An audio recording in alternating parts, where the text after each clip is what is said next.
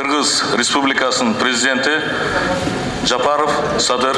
Июнь айынын аягында депутаттардын кезектеги сессиясы аяктап, бир айга эс алууга кетишет. Президент Садыр Жапаров жогорку кеңешке келип, өкмөттүн жаңы дайындалган мүчөлөрүнүн антын кабыл алды. Алардын иштерине ийгилик каалап, анттын барк баасын, жоопкерчилигин эскертти.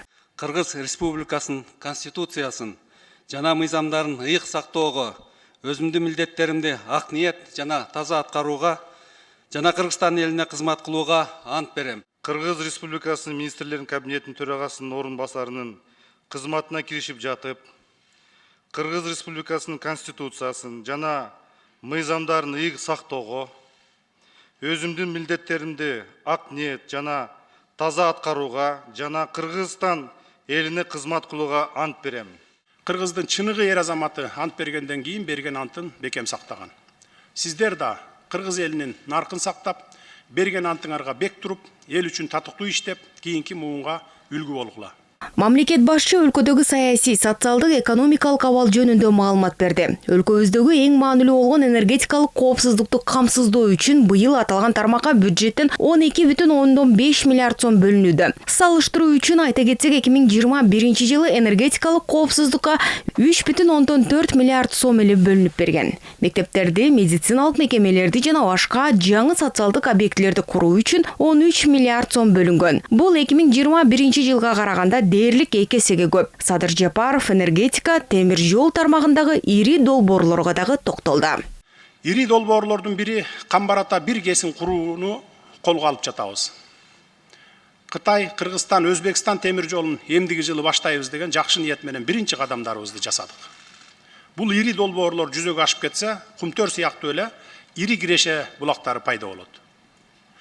Мына ошондо калайык калк сиздердин шайлоочуларыңыздар байма-бай коюп келе жаткан социалдык экономикалык көйгөйлөрдү четинен чече баштайбыз.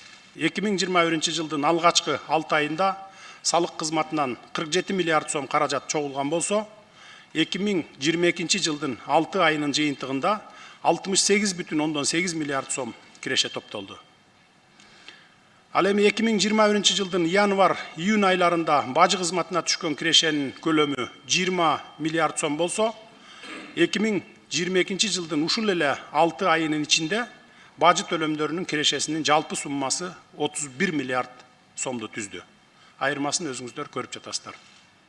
Муну менен катар эркиндикке, демократия принциптерине жамынып алып, ар кандай негизсиз сын пикирлерди айтып, саясий упай топтоого далилат кылган саясатчыларыбыз жок эмес экендигин белгиледи. Айтымында дүйнө өтө тездик менен өнүгүп жаткан маалда саясий талаш-тартыштардын, интригалардын ордуна Кыргызстан үчүн экономиканы жолго коюп, аны андан ары өркүндөтүү маселеси биринчи орунда турарын белгиледи. Эгемендүүлүккө жеткен тагыраагы 30 жылдан бери алынган карызды 10 жыл ичинде төлөө жоопкерчилиги тургандыгын мамлекет башчы эске салды.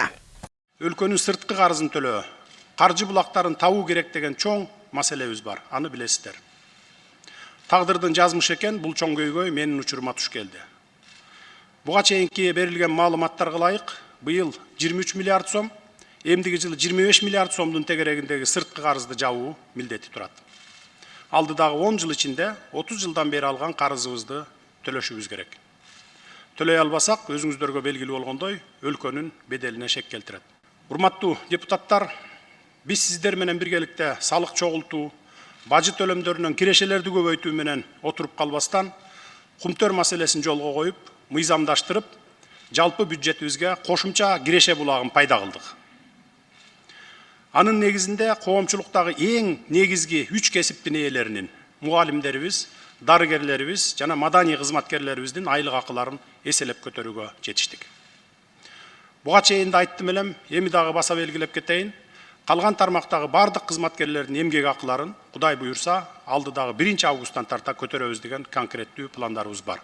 Кудай буюрса, бардык тармактардагы мамлекеттик кызматкерлердин айлыктарын 1 августтан баштап көтөрөбүз мугалимдер тилинде. Андан соң президент жогорку кеңештин депутаттарына кайрылып, аларды алдыда шайлоочулар менен жолугушууларды өткөрүп, мамлекеттик бийлик тарабынан аткарылып жаткан иштерди, мыйзамдардын маани маңызын кеңири түшүндүрүп берүү, ошондой эле эл журтту түйшөлткөн маселелерди колдон келсе жеринде же болбосо аткаруу бийлигинин деңгээлинде чечүү иштери күтүп тургандыгын белгилеп, элдин ишенимин берип арткан жүгүн аркалаган эл өкүлчүлүк кызматыңыздар байсалдуу болсун деп сөзүн жыйынтыктады. Белгилей кетсек, июнь айынын аягында жогорку кеңештин 7-чи чакырылышынын депутаттарынын кезектеги сессиясы аяктап, 1 айга эс алууга кетишет. Парламент өз ишин сентябрь айында баштамакчы.